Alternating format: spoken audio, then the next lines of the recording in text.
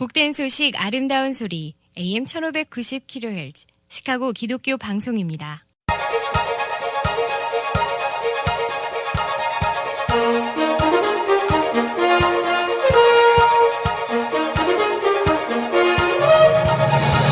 김정일 해설위원의 시사 해설. 세상을 넓게 봅니다. 삶의 지평이 넓어집니다.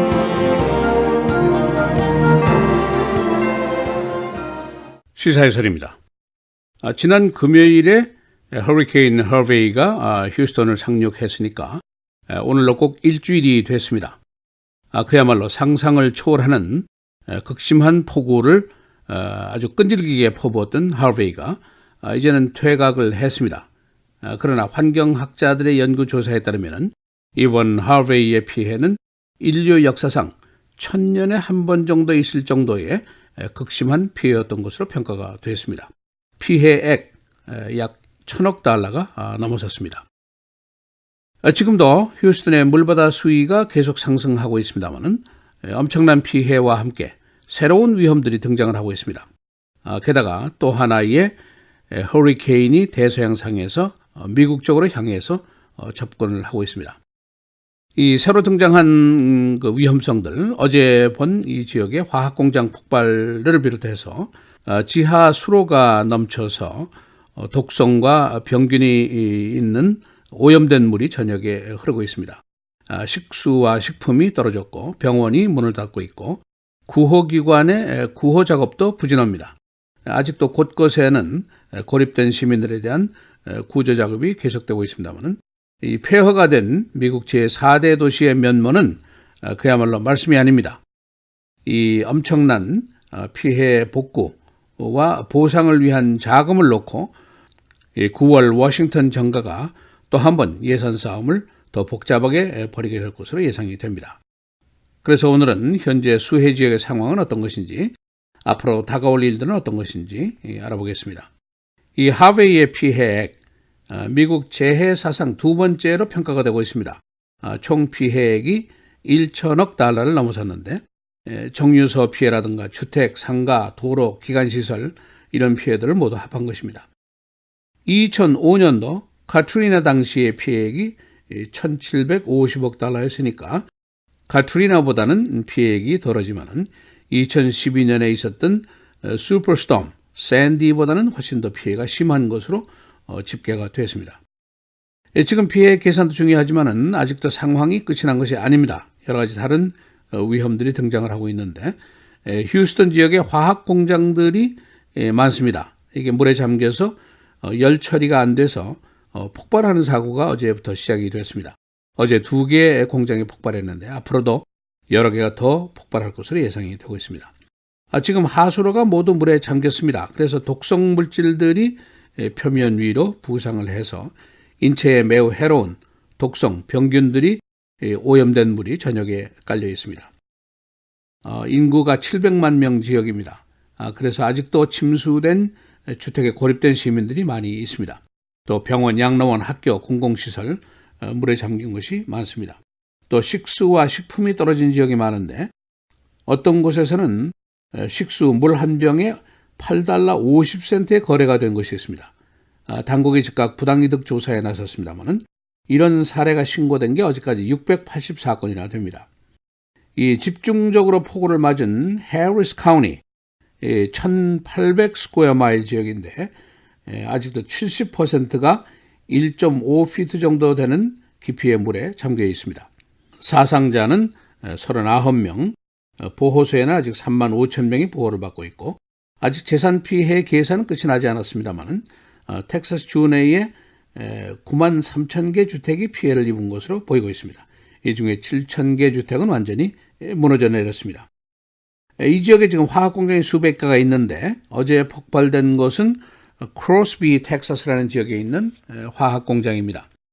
이 공장에 한 20톤 정도 되는 과산화 수소가 있었습니다. 이 물질은 냉각 상태에 있어야만이 안전한데 그러나 공장 발전기가 물에 잠겨서 공장 측이 일부 물질을 대형 트럭, 냉동차 9대에 분산 보관을 했습니다. 그러나 어제 이것도 못 견뎌서 폭발을 하고 말았습니다.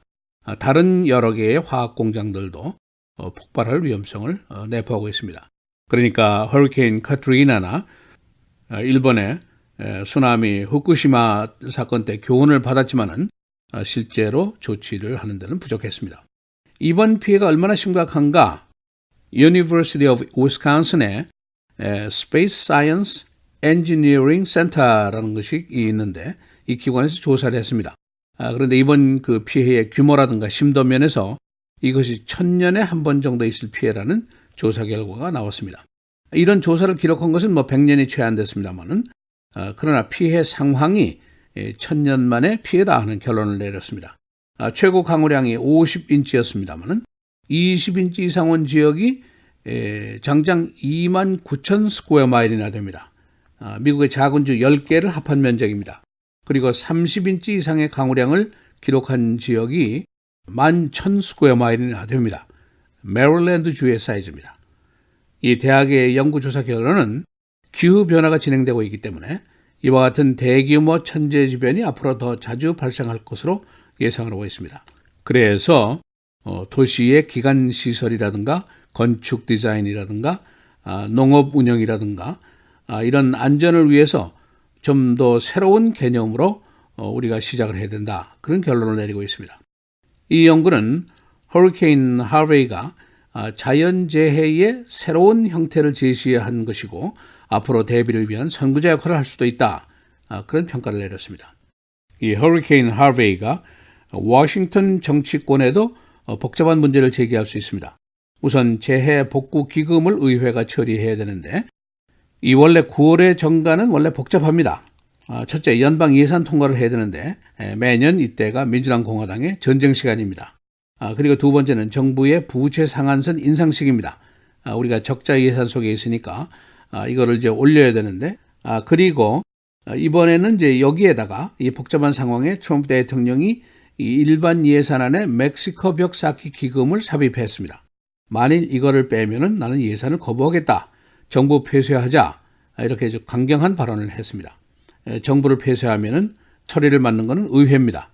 의회 선거가 큰 피해를 볼 수 있기 때문에 공화당 측에서는 지금 난색을 표하고 있습니다. 이제 여기에 재해 복구 기금 처리가 문제입니다. 화이트하우스나 의회가 이걸 어떻게 처리할지 자칫하면은 더 전국이 복잡해질 수도 있다. 그런 예상도 나오고 있습니다. 이 가솔린 가격입니다. 오른다는 것은 뭐 상식적으로 다 아는 일인데 지금까지는 소비보다 생산이 많았습니다. 하루에 970만 배럴이 생산이 되고 770만 배럴이 소비가 됐습니다. 그런데 이번 허리케인으로 정유소가 셧다운된 곳이 많기 때문에 소비가 생산보다 더 많아졌습니다. 그러니까 당연히 가격이 더 올라가게 되어 있습니다. 다행히 여름 그 여행 시즌이 이제 레이버데이를 끝으로 막을 내리게 되니까 다행입니다만은 그러나 가솔린 가격은 계속해서 상승할 것으로 예상이 되고 있습니다. 또 다른 스톰이 온다는데 그게 뭔가 허리케인 얼마입니다. 현재 대서양상에 있는데 내주 화요일쯤에 바하마 군도가 있는 캐리비안 쪽으로 접근을 할 것으로 예상이 됩니다. 현재 4등급 시속 140마일이나 됩니다. 이 얼마가 캐리비안에서 어디로 갈 것인가가 문제입니다. 동부 해안으로 갈 것인가, 마이애미로 갈 것인가, 아니면은 기세를 줄일 것인가. 이것은 아직도 아무도 예상을 할 수가 없습니다. 시사해설 김정일입니다.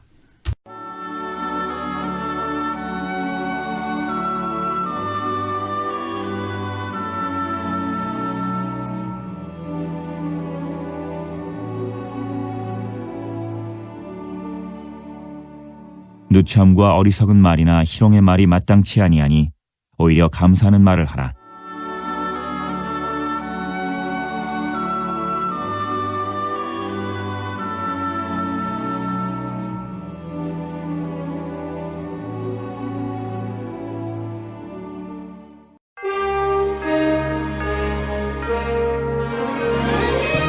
헬라인 뉴스입니다. 허리케인 허베이의 피해액이 1,000억 달러를 넘는 것으로 추산이 되었습니다. 위스콘신 대학은 이번 재해가 인류 역사상 1000년에 한 번 있을 재해로 분석을 했습니다. 허리케인 상륙 일주일, 휴스턴 지역에 지금도 구조 작업이 계속되는 가운데 하수로가 넘쳐서 거리에는 독극물과 병균에 오염된 물이 범람하고 있습니다. 또 하나의 허리케인이 미국으로 접근을 하고 있습니다.